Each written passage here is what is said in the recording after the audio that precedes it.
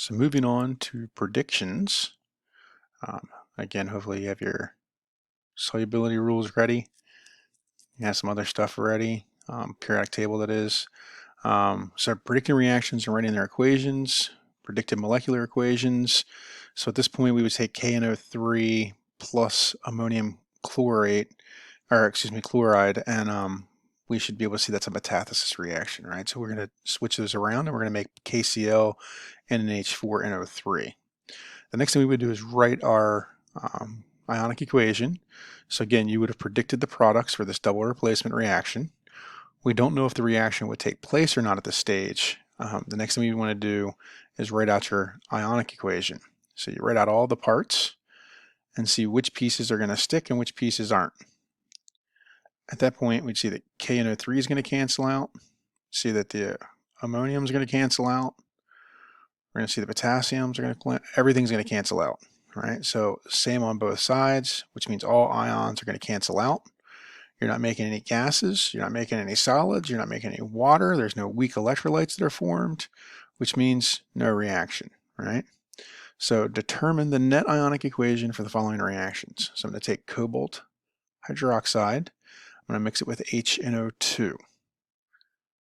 Okay, so the first thing we'll do is predict what's going to happen. So the first thing we're going to do is say it's going to be a double replacement reaction. And we're going to see if we're going to make anything from that. So we'll have H and OH will make water. And then of course the cobalt will go with the nitrite. And so here we would see that the cobalt hydroxide, we'll look that up on our solubility rules. Is that a solid or is that going to be breaking apart? And of course, it is insoluble, so we're going to have cobalt hydroxide, cobalt-2 hydroxide as a solid. The HNO2 will have broken apart to make 2H plus the NO2 minus. The cobalt will be released, right? It's not on both sides. The hydroxide, though, combined with the H plus to make water. And of course, the 2H plus was never consumed in the reaction. The nitrites were on both sides and got canceled out. All right, how about KCHO2 plus HCl? So again, you want to predict the products. We're going to see about potassium switching to make potassium chloride.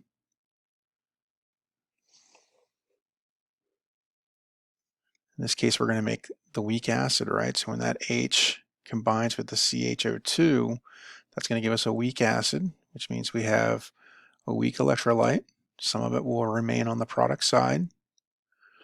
The CHO2, of course, would be on one side but not the other. And the H plus, again, would be on one side, not the other. K plus and Cl minus would be on both sides and would have canceled out.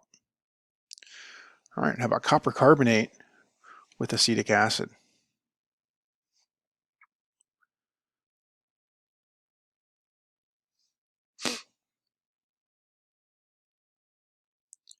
So the copper carbonate, insoluble solid.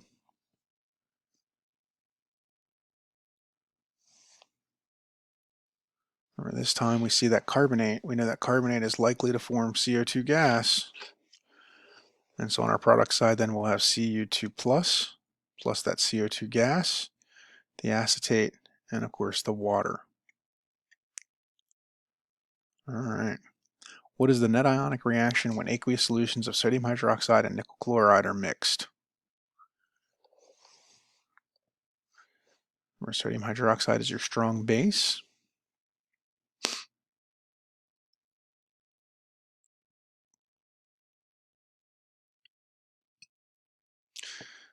All right. So the sodium hydroxide will break apart to Na and OH. The nickel chloride is soluble. We'll make NiCl. So we have nickel and chloride.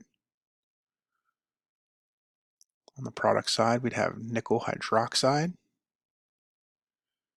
Have to look up, is that soluble or insoluble? And of course, sodium chloride, which is going to be soluble. Then we'll cancel things out.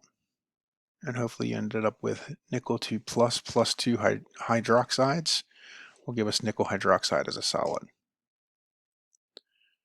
All right, which of the following combinations will not react? Don't look over here.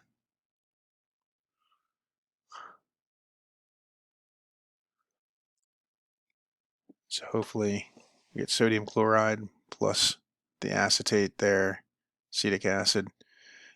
Both are going to be completely soluble, which means no reaction. All right, so just for yucks then, let's go through this. We have sodium and chloride. There's that CO3. We know that's going to make what? CO2. So that's going to react. There's that SO3. We know that's going to make SO2. That one's going to react. Down here we have that ammonium, which is going to make ammonia. Comes the NH3 is going to come off. That one's going to react. And then we have KCN, H2SO4, and here we're going to make that hydrogen cyanide gas. So that one's going to react. All right. So synthesize salts via metathesis reactions. So basically what we can do is if we know we can make a salt that's going to be insoluble, we can use double replacement reactions to create that salt, isolate that salt, and clean it up. So the desired compound then should be easily separated from the reaction mixture. In other words, I want to make it insoluble, be able to filter it. Very simple step. So your desired compound then, insoluble in water. You start with 2 soluble reactions. The product then can be isolated by filtration. Okay. Now, if your desired compound is soluble in water, then something like acid-base neutralization might be the way to go. In reaction to the metal carbonate or other gas forming anion and acid. So now what we can do is form a gas. The gas will come off, that drives the reaction to completion, and then we can just dehydrate the reaction, and of course the product then is isolated by that evaporation. So desired compound is soluble in water. Now we can add an acid to supply that desired anion. For instance, if I want to get the chloride, then I'd add HCl. Add excess metal carbonate to supply the metal. This way we're going to get CO2 to get driven off, right? We'll also create water, which we can then make leave the system, right? So metal sulfides and sulfites will also work for this process. You do want to avoid them if you need to, because H2S and SO2 gases are poisonous. So not that you'll be doing any of this at home, but if we were going to do this in the lab, we want to make sure that we're doing this in a hood. Not only is this poisonous, this guy stinks to high heaven there, so you really don't want to deal with that unless you have to. Your product could be isolated by the evaporation of water at that point. So what reaction might we use then to synthesize nickel sulfate? So if I wanted to make nickel sulfate, right, what I could do is look at my solubility rules and say, okay, well, according to my solubility rules, nickel sulfate would be soluble in water. So what can I do then? Well, there's 2 possible methods based on these previous slides. I could use an acid and a base reaction. So I could take something like the strong acid, H2SO4, mix it with some sort of nickel base, right? And then that way I'm just forming water. So in other words, I could take a strong acid, H2SO4, add the nickel hydroxide, which is an insoluble salt. As it dissolves, I know I'm going to be making nickel sulfate, which is soluble, but the other product here is going to be water. And now I can just simply dehydrate that reaction, isolate the nickel sulfate. I could use the acid in a carbonate salt. So let's just say I don't want to use the nickel hydroxide. Instead of using nickel hydroxide, I could use nickel carbonate. At that point, the nickel sulfate would still be soluble, but I'll be driving CO2 off with the water. And again, CO2, it's not a poisonous gas. We could do this right out on the bench and not have to worry about it. All right. So how do I keep track of all this? Well, we looked at stoichiometry in chapter 3, and so far all we've been talking about are solutions and reactions. But how do I figure out how much product I'm making or how much material to start with? How do I keep track of that? It's not simply just moles, right? It is, but it isn't. So it's not moles with mass. What we want to do is see how many moles are in solution, and that is called molarity. So molarity is the number of moles of solute per liter of solution. And so molarity is the big way to keep track of everything in chemistry when it comes to solutions. This will allow us to express a relationship between moles and the solute by volume of solution. So I'll know how much I'm adding. By that amount that I'm adding, I know how many moles are in there. So hence, for instance, a 0.1 molar solution of NaCl contains 0.1 mole for every 1 liter. Now, a lot of times we don't add entire liters, right? So we might only add 100 milliliters. And if that's the case, then we just multiply that out. Instead of by 1, you do 0.1 for 100 milliliters. Okay, so same concentration would result if I used 0.01 moles of sodium chloride and 0.1 liters of solution. So 0.1 moles of NaCl over 1 liter would be equal to 0.01. So all I did was move my decimal place over 1 place for both the numerator and the denominator, and that's going to give me the same concentration, the same molar concentration. So molar concentration, you dissolve your solutes and you make separate solutions. Okay. So from there, we'll mix our solutions, we'll allow the reaction to occur, and now we just need to know quantitatively how much of each solute we used. So the way we define molarity mathematically then is moles of solute divided by liters of solution. So we have moles over volume. Okay, that'd be molarity. At this point, we know we can treat molarity as a conversion factor. Okay, so often we can have stoichiometry problems involving the amount of chemical and the volume of solution. So if you think back to stoichiometry then, we still have a 3-step process, but rather than using the periodic table, now what we'll do is we'll use our molarity as our conversion factor instead of our molar mass from the periodic table. So we're still solving the same style of problem. Okay. From the molarity, remember we can get moles of the substance or we can get the volume of the solution of the substance. So those are the two things molarity will give us. So rather than mass and mole, now we basically have mole and then how much of that solution that you need. Molarity provides then a conversion factor between moles and volume, and it's represented by a capital M, meaning moles per liter. Okay, so we would say 0.1 molar NaCl. So whenever we see that big M, we know it's moles per liter, and you can think of it as molar, just like the tooth, the molar. Okay. This gives an equivalence relationship between moles and liters of solution. So again, we'll get 2 conversion factors out of this. We can get moles over liter, or we can get liters over moles. And again, that means you have 3 basic types of calculations. Molarity would equal moles over volume, or you might need moles, so you'll take molarity times volume, or you need the volume, and so you do moles over molarity. All right, so calculating molarity then from grams and volume. So calculate the molarity of a solution prepared by dissolving 11.5 grams of sodium hydroxide solid in enough water to make 1.50 liters of solution. So our 3 steps here, we're going to go from grams of sodium hydroxide to moles of sodium hydroxide to molarity. So again, using our periodic table, we'll start with 11.5 grams of sodium hydroxide. To get to moles, I'm going to go from mass to mole. So we've seen that calculation. Here we're going to take 1 mole over 40 grams. That's going to give me moles of NaCH or NaOH. Grams to cancel out, and I'll be left with moles. Now I'm going to put moles over liters of solution because that's going to be the molarity. And here it's telling us we're going to have 1.50 liters, which means I've made a solution that is now 0.192 molar NaOH. And notice things don't cancel out here. We'll literally have that complex unit here. We'll have moles over liters. That just allows us to be molar. Okay. How many milliliters of 0.250 molar NaCl solution are needed to obtain 0.1 moles of sodium chloride? So this time we're going to use that definition. We know that molarity then is going to be moles per liter. So we have molarity, we want to know moles, right? Or excuse me, we have molarity, we have moles, we want to know the volume. So we know that molarity is 0.250 moles per 1 liter. So given molarity in moles then, we need the volume.